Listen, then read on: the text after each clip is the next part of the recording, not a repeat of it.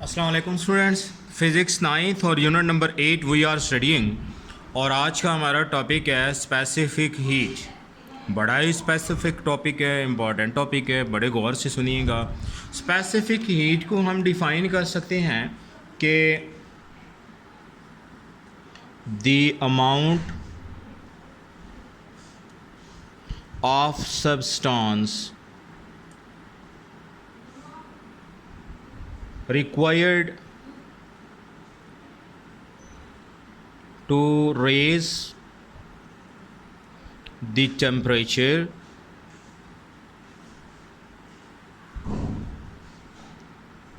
of 1 kg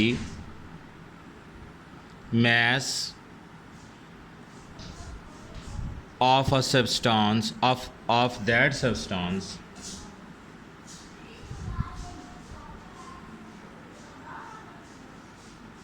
through 1 Kelvin temperature. मतलब क्या हुआ कि हमारे पास कोई सब्सटेंस है, उसका मैस हमारे पास 1 kg है। अगर हम 1 केल्विन डिग्री सेंटीग्रेड तक टेम्परेचर का इजाफा करें, ठीक है, यानी उसको इतनी हीट प्रोवाइड करें कि उसका टेम्परेचर जो है ना वो 1 केल्विन हो जाए इंक्रीज़ होकर,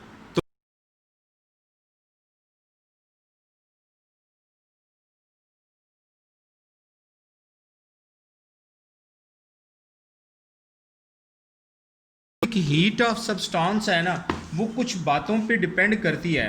वो कौन सी बातें हैं उनका हम जिक्र अभी करने वाले हैं कि specific heat of a substance जो है ना वो डिपेंड करती है मैस पर और इसके अलावा चेंज इन टेम्परेचर पर। मैस और चेंज इन टेम्परेचर, इस पर ये डिपेंड करती है। ठीक है, first of all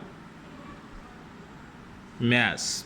specific heat जो है ना उसको हम डेल्टा क्यू से लिखते हैं, यानी change in heat, delta change को रिप्रेजेंट करते हैं। स्पेसिफिक जो हीट एब्जॉर्ब है, सॉरी स्पेसिफिक हीट नहीं, कि जो किसी बॉडी की हीट चेंज होती है ना, यानी पहले उसका टेम्परेचर है, फिर हम उसको हीट प्रोवाइड करेंगे, उसका टेम्परेचर चेंज हो जाएगा। तो साइंस में ये जो डेल्टा का साइन होता है ना, ये चेंज को रिप्रेजेंट करता है। तो चेंज इन हीट यानी heat absorb by a substance is directly proportional to the mass of a substance. ज़ाहिर है किसी चीज़ की मैस ज़्यादा हो गई तो वो हीट भी ज़्यादा एब्जॉर्ब करेगी, मैस कम होगी तो वो हीट भी कम एब्जॉर्ब करेगी।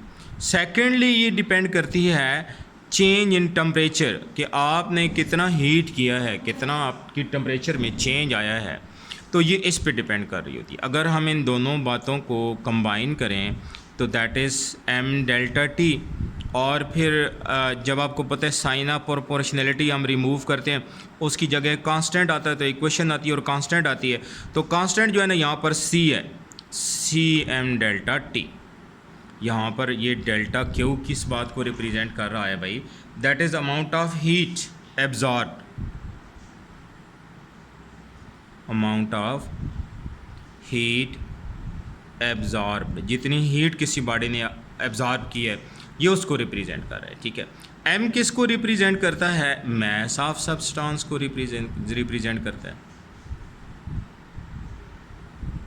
ठीक है, और डेल्टा टी जो है ना वो किसको रिप्रेजेंट करता है? Change in temperature, change in temperature. तो ये delta T change in temperature को रिप्रेजेंट कर रहा होता है। ठीक है, तो इस हवाले से हम अगर इस फार्मूले को थोड़ा ऐसे लिखें कि delta T is equal to C M delta T, C को एक तरफ रखिए तो ये दोनों जाके डिवाइड हो जाएंगे, मैस भी और साथ में चेंज इन टेम्परेचर भी। तो C is equal to delta T मैं क्वेश्चन में यहाँ पे क्यू लिखना था, डेल्टा क्यू, ये डेल्टा क्यू है, तो ये आ जाएगा m डेल्टा टी। ठीक है, तो यूँ हम स्पेसिफिक हीट किसी सब्सटेंस की कैलकुलेट कर सकते हैं। हाँ, इसकी यूनिट अगर आप बनाना चाहें तो जो हीट होती है ना, इसकी यूनिट आपको पता है जाउल होती है, मैस की किलोग्राम होती है ऐसा यूनिट, और टेम्परेचर की जो है ना वो केल्विन होती है। तो हम इसको लिख सकते हैं जाउल पर केजी पर केल्विन। तो this is SI unit of specific heat. ठीक हो गया। तो ये स्पेसिफिक हीट के बारे में बात थी कि हमने डिफ़ाइन किया कि ये वो हीट होती है जब किसी बॉडी का टेम्परेचर 1 केल्विन इंक्रीज़ हो जाए और उसकी मास 1 kg हो, तो जितनी वो हीट एब्जॉर्ब करेगा 1 केल्विन राइज टेम्परेचर तक, that will be called specific heat. और ये दो बातों पे डिपेंड करती है, number 1 mass of substance, number 2 change in temperature. और इसका फार्मूला वो है CM∆T। सी स्पेसिफिक हीट को रिप्रेजेंट कर रहा होता है, ठीक है। और फिर हमने इसकी यूनिट भी बना ली कि इसकी यूनिट जो है वो SI यूनिट जूल पर kg पर केल्विन बनती है।